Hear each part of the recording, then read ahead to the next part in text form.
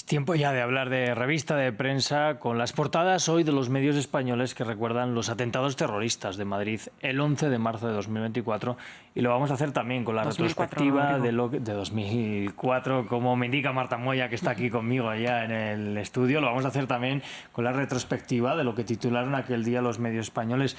Marta, recordamos tú y yo muy bien, ¿verdad? Hace 20 años ya de estos atentados de Madrid. 20 años, una triste efeméride que envuelve a nuestro país, y vamos a hacer un poco esa retrospectiva de lo que pasó entonces y de lo que titulan hoy los medios. Bueno, pues vamos a empezar con el principal periódico de España, El País, qué es lo que titula y qué es lo que tituló entonces. Vamos a empezar por lo que decía entonces. En 2004 todos los medios, los principales medios españoles, sacaron una edición extraordinaria el 11 de marzo de 2004 con los hechos que habían ocurrido aquel jueves. El diario El País, en 2004, en una portada bien polémica ya, visto en retrospectiva, titulaba ese 11 de marzo, "Matanza de ETA en Madrid". Se creyó el diario El País esas informaciones preliminares que dio entonces el gobierno de José María Aznar, que apuntaban directamente a la autoría de la extinta banda terrorista ETA, que estaría detrás de estos atentados. Después se supo que no. El País tituló esta noticia apuntando a ETA sin contrastar. Después tuvo que rectificar. Hoy, ya 20 años más tarde, el diario El País destaca en portada su editorial y dice: 193 muertes, 20 años de dolor. La célula yihadista hizo estallar 10 bombas en 4 trenes en Madrid entre las 7:36 de la mañana y las 7:40, en el que fue, dice El País, el atentado más sangriento de la historia de España. La investigación del atentado, también refiere esta portada del País, estuvo marcada por las presiones del gobierno de Aznar y avivó las teorías de la conspiración.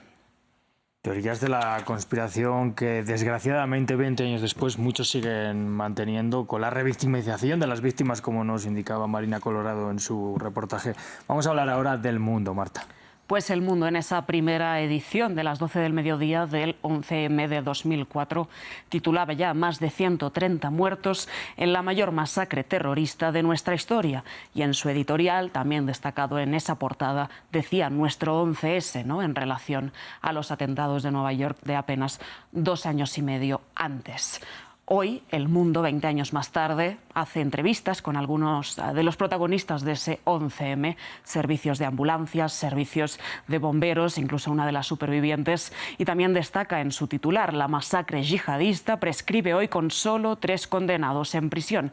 El Tribunal Supremo de España condenó a 18 personas, 15 de ellas están hoy libres, y dicen que esas personas tenían textualmente dependencia ideológica con Al-Qaeda, pero nunca se determinó quién dio la orden. También destaca esta portada del Mundo una entrevista con el alcalde de entonces de Madrid, Alberto Ruiz Gallardón, que dice que nunca vivió tanto miedo en Madrid como entonces y que desde ese día, dice textualmente Gallardón, no se puede ser la misma persona.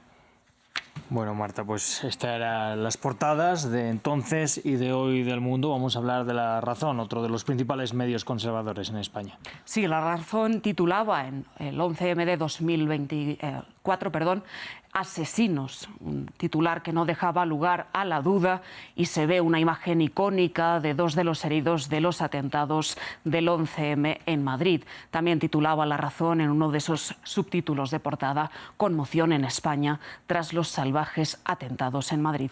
Hoy, 20 años más tarde, La Razón dedica prácticamente toda su portada a esta efeméride. En el centro de esta está una entrevista con Javier Gómez Bermúdez, el presidente del Tribunal del Juicio del 11M, que dice: "La Mari y el tunecino fueron 2 de los ideólogos del 11M, estos yihadistas". También descarta el juez que hubiera errores graves de las fuerzas de seguridad de entonces, pero dice: "Hubo señales que no se interpretaron correctamente en relación a la autoría de esos atentados". También se destaca una entrevista con una de las supervivientes del 11M, que dice al diario ABC: "Cuando abrí los ojos vi a mucha gente muerta y pensé que tenía que salir de allí".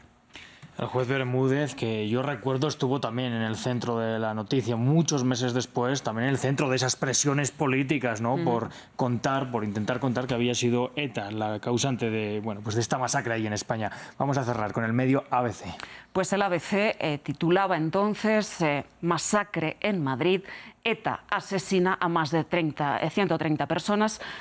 ABC junto al País fueron los únicos que dieron en su portada el mismo 11M que ETA estaría detrás de la autoría de los atentados.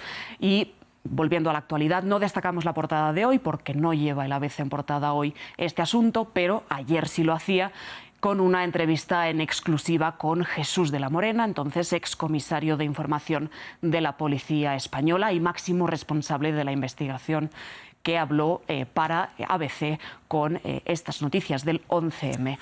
Dice de la Morena, desde el primer momento pensé que no era el modus operandi de ETA. Pues Marta, vamos a hablar también de lo que recogió la prensa internacional en aquellos días, ¿no? Que fue un poco más cautelosa que la prensa española. Bastante más, porque no atribuían directamente a ETA como sí lo hicieron algunos medios españoles. Empezamos por la BBC en Reino Unido, que titulaba entonces: el presidente español promete perseguir a los terroristas. Nunca en su portada, como decimos, atribuyó la autoría a ETA, y en otro de sus artículos destacados también en esa portada web se preguntaba, ¿no?, quién fue el culpable. Por otra parte, Liberación en Francia titulaba: 4 atentados dejan 186 muertos y más de 1000 heridos en Madrid, unas cifras que luego se fueron moviendo tristemente. También decía Liberación: a 3 días de las elecciones, el gobierno apunta a los separatistas vascos de ETA. Unas elecciones que tenían lugar el 14 de marzo y que terminó perdiendo el gobierno de José María Aznar. Por otra parte, el Corriere della Sera decía: masacre en Madrid. Las palabras del gobierno quedan reflejadas en esta portada italiana y también las de Batasuna, el partido político de la izquierda independentista vasca, y que ya decía el primer día, a primera hora, que esos atentados correspondían con la resistencia árabe. El New York Times en Estados Unidos decía entonces: explosiones de trenes en hora punta causan decenas de muertes en España. Y por último, el Clarín en Argentina titulaba: atentado terrorista en Madrid, al menos 173 muertos. Citaba el Clarín las palabras de Aznar, que entonces dijo en su primera declaración que no hay negociación posible con los asesinos de ETA. Pues Marta, vamos a hablar ahora de una exclusiva que trae hoy el diario.es, que habla de papeles de la policía vasca. Para que no lo sepan nuestros espectadores, el País Vasco tiene su propia policía dentro de España. Hay un documento que detalla cómo el expresidente José María Aznar movilizó a la inteligencia española, al CNI, pues para intentar vincular a ETA, ¿no?, con este atentado. Sí, es un documento al que ha tenido acceso en exclusiva el diario.es, que fue redactado solamente un día después de los atentados del 11M, un documento llamado Repercusiones del atentado de Atocha, que afirma ese documento que el gobierno de José María Aznar movilizó a espías del Centro Nacional de Inteligencia en País Vasco, donde operaba la extinta banda armada ETA, para textualmente buscar informaciones que relacionaran a ETA con los árabes por todos los medios hasta después de las elecciones. Dice el documento: si esto no se conseguía, todos se iban al paro, o sea que se quedaban en desempleo. La policía vasca, la Ertzaintza, indica que los servicios de inteligencia, por tanto también el gobierno, sabían textualmente desde el mediodía del 11M que había un coche con explosivos y algún documento árabe, en referencia a una furgoneta que fue hallada en un pueblo a las afueras de Madrid, donde fueron hallados 7 detonadores y una cinta con versos coránicos. Dice este documento: era tal el interés en buscar nexos que, según transcurría el día, empezaron a buscar en una página web de origen italiano que podía comentar la relación de ETA con organizaciones árabes. Una estrategia que ahora sabemos, 20 años después, que no le funcionó al gobierno de Aznar. Y 20 años después, hoy todavía José María Aznar diciendo que ningún documento apuntaba a la autoría yihadista. Muchas gracias, Marta, por este repaso a la prensa de hoy. Gracias, Rodrigo.